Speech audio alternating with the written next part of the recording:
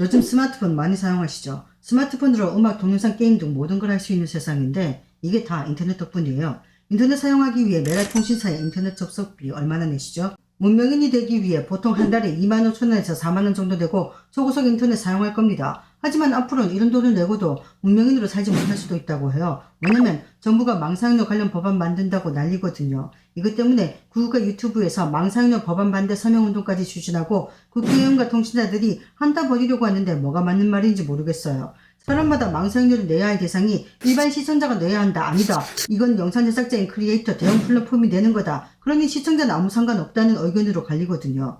결론부터 말하면 현재 거론되고 있는 망사용료 법에 따르면 시청자는 망사용료 낼 필요 없습니다. 하지만 전 세계적으로 낸 적 없는 망사용료를 넷플릭스나 구글, 유튜브 같은 외국 기업이 내면 시청자한테 피해가 올 수 있어요. 오늘은 망사용료 관련 이슈 얘기를 해보죠. 인터넷은 전 세계에 연계된 컴퓨터 네트워크 통신망입니다. 예전에는 어떤 정보를 얻으려면 일일이 그 지역에 가서 정보를 수집해야 했다면 이젠 인터넷에 접속하면 모든 정보를 실시간으로 얻을 수 있어요. 정보를 수신하고 송신할 수 있는 IP 기반 인터넷만 있으면 최신 뉴스, 음악, 유행 등 모든 걸 알 수 있죠.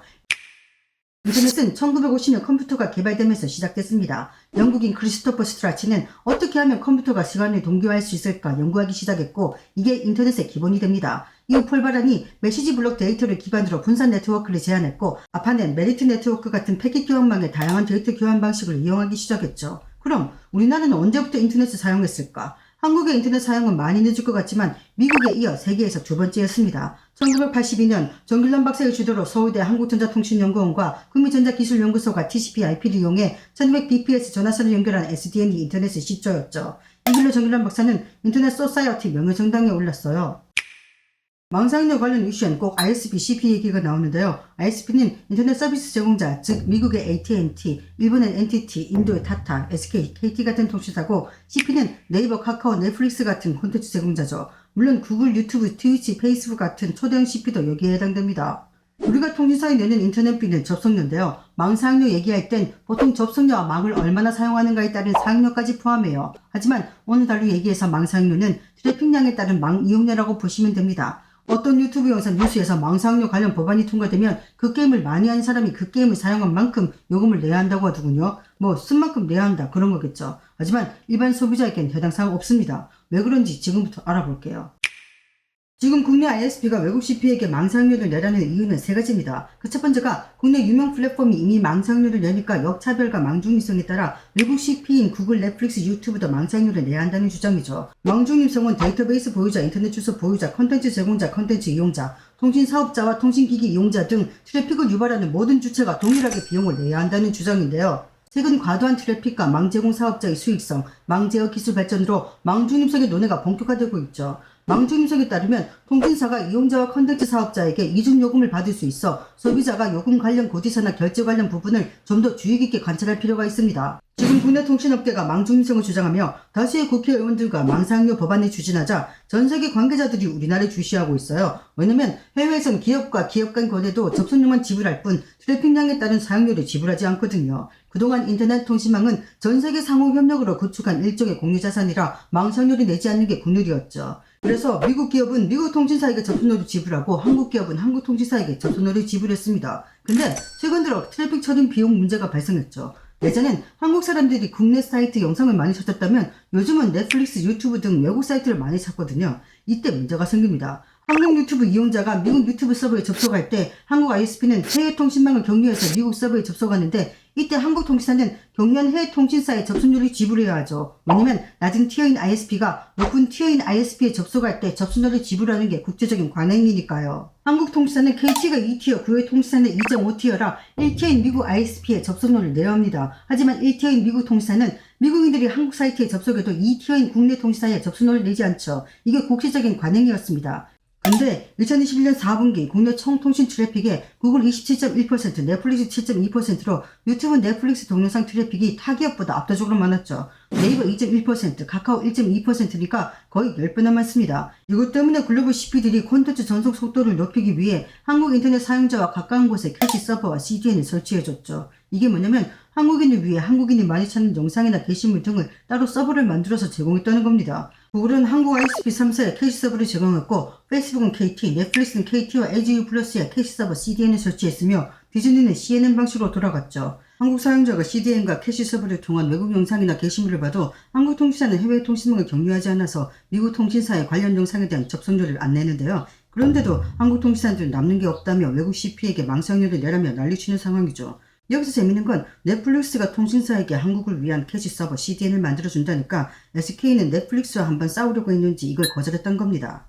넷플릭스나 구글도 나름 배려했는데 한국 ISP는 망상료를 내라며 통수친 거죠. 지금 한국 통신사가 외국 CP에게 망상료 내라는 건 자기 배만 부르면 된다는 심보예요. 왜냐면 외국에선 접속료만 내지 트래픽량에 따른 망상료를 내지 않거든요. 두 번째는 발신자 종량제 때문입니다. 이전엔 망사업자끼리 접속료를 내지 않았어요. 하지만 2016년부터 과학기술정보통신부가 시행한 발신자 종량제, 즉 인터넷 종량제 때문에 데이터 발신량이 많은 망사업자가 망상료를 내야 했죠. 국내 ISP는 2021년 4분기 국내 총통신 트래픽에 구글 넷플릭스가 34.3%, 네이버 2.1%, 카카오 1.2%로 유튜브 넷플릭스 동영상 트래픽이 거의 10배 이상 압도적으로 많았어요.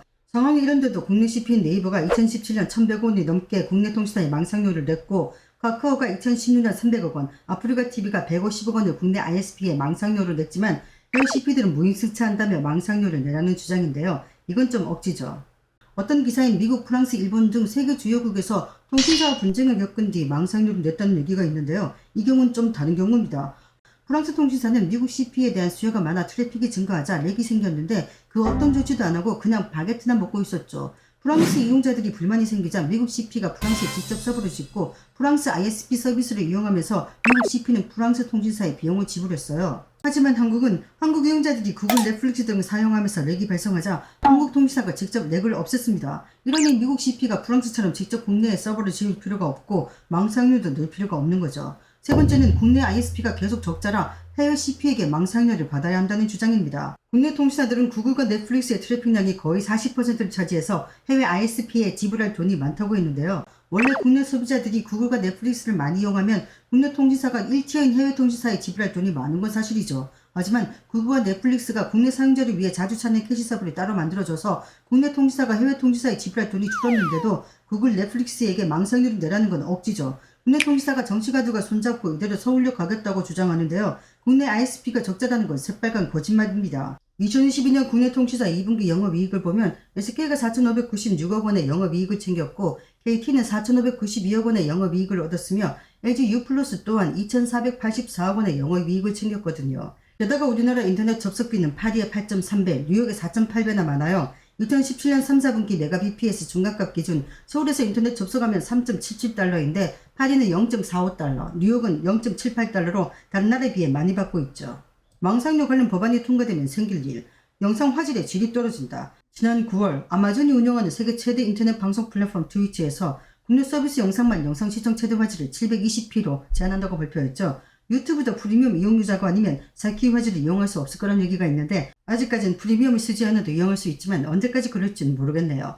현재 일부 프리미엄 이용자에게 고해상도 영상 제공하는 방안을 시험하고 있으니까 국내 ISP가 망상료 내라고 계속 주장하면 유튜브도 트위치처럼 무료 이용자에게 고해상도 영상을 제공하지 않을 겁니다. 결국 고래등 싸움에 피해보는 건 일반 이용자들이죠. 외국 CP에게 받은 돈을 해외에서 다시 도려내야 할지도 모릅니다. 한국 통신사가 넷플릭스, 구글, 페이스북 등에게 망상료 받으면 당장은 이득일 것 같죠. 이렇게 우리 기업이 벌크업 한다 한들 결국 우리도 당할 겁니다. 미국이 어떤 나라입니까? 우리가 선방쳤는데 가만히 있을 리가 없잖아요. 미국이 호구도 아니고 자국 기업이 한국에서 막대한 금액의 망상료를 냈다면 미국 인터넷망을 사용할 한국 ISP에게 더 많은 금액을 요구하겠죠. 외국 CP가 망상료로 지출할 돈을 게임 영상을 이용한 소비자에게 비용 청구할 수도 있습니다. 예를 들어 지금은 미국 게임사에서 출시한 게임을 한번 사면 계속 무료로 게임하지만 미국 게임사가 갑자기 한국처럼 망상료 방침을 적용해서 게임 많이 한 사람에게 사용한 시간만큼 비용 청구한다? 문명하는 사람들은 한 달 이용료가 진짜 국가 운영하는 수준이겠네요. 망상료가 통과되면 국내 콘텐츠 서비스질 저하, 온라인 콘텐츠 창작활동 위축될 겁니다. 국내 ISP가 계속 유튜브 등의 망상료를 요구하면 유튜브는 유튜브 크리에이터에게 조회수에 따른 망상료를 부과하겠죠. 이렇게 되면 수입이 적고 구독자가 적은 크리에이터들은 망상료가 부담돼서 영상 제작 활동을 줄일 수밖에 없을 거예요. 문제는 수입이 없는 크리에이터면서 그저 교육용 영상이나 정보 제공할 목적으로 영상 업로드한 사람들이 영상 제작하지 않을 확률이 높아진다는 겁니다.